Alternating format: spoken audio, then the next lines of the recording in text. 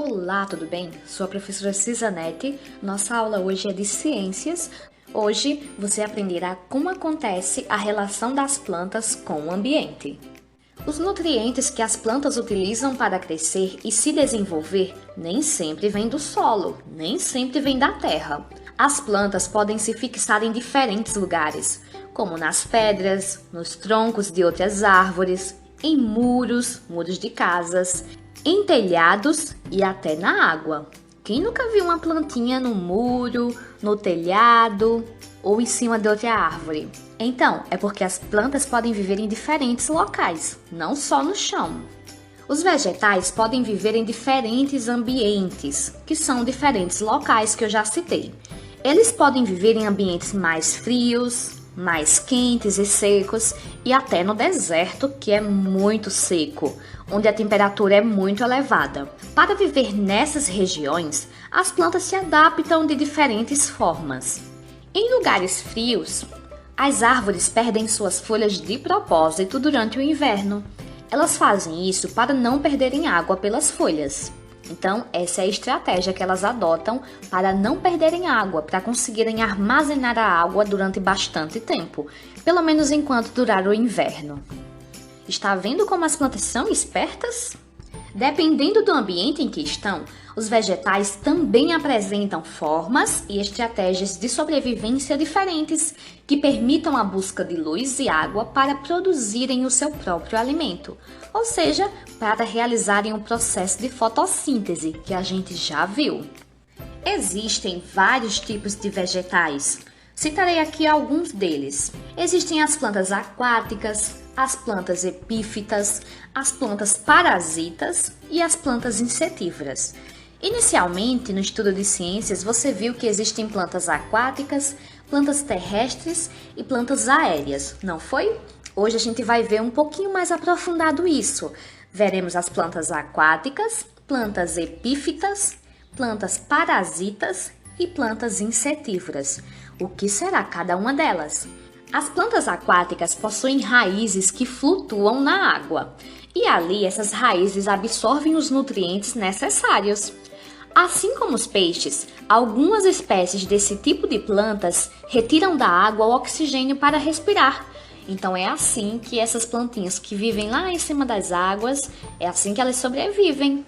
Vai me dizer que você nunca se perguntou por que as plantas não morrem afogadas? Por que a Vitória Régia consegue sobreviver em cima da água? Você nunca pensou nisso? É por causa disso que elas deixam suas raízes flutuando em cima da água e ali elas conseguem absorver os nutrientes que elas precisam para viver. É assim que sobrevivem essas plantas que vivem em locais molhados. Mas e aí? E os vegetais que vivem em locais secos? Como é que eles sobrevivem?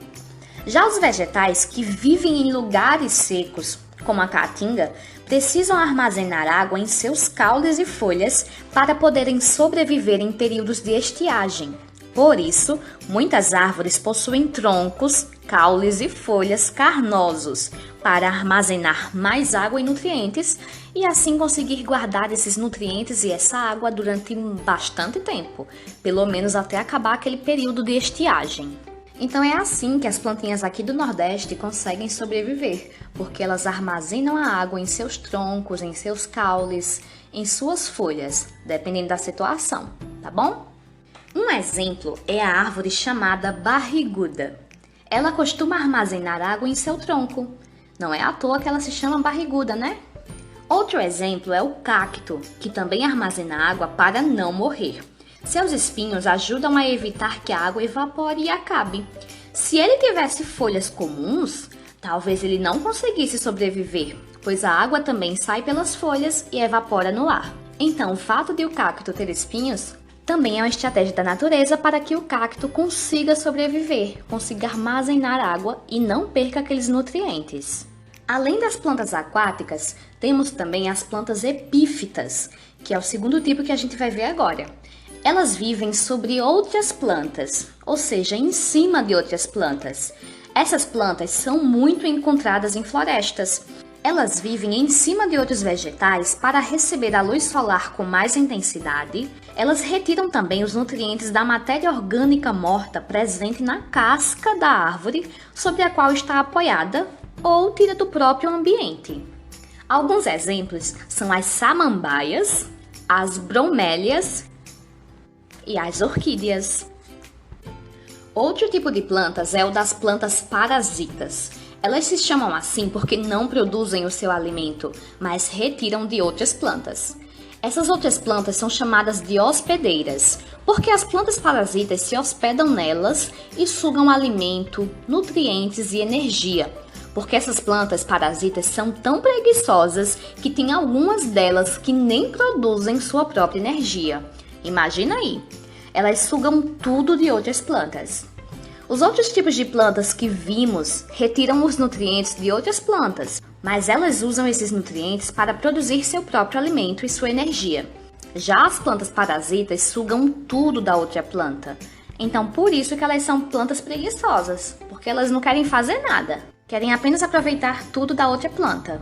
Outro tipo de vegetais é o das plantas insetívoras, que capturam insetos e outros animais pequenos para obter nutrientes, porque elas não conseguem retirar do solo todos os nutrientes necessários ao seu desenvolvimento. Essas espécies insetívoras capturam suas presas, matam e digerem, utilizando os nutrientes para realizar a fotossíntese.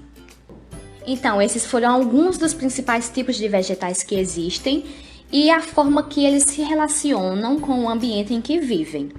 Eu espero que vocês tenham compreendido e a gente fica por aqui. Até a próxima aula!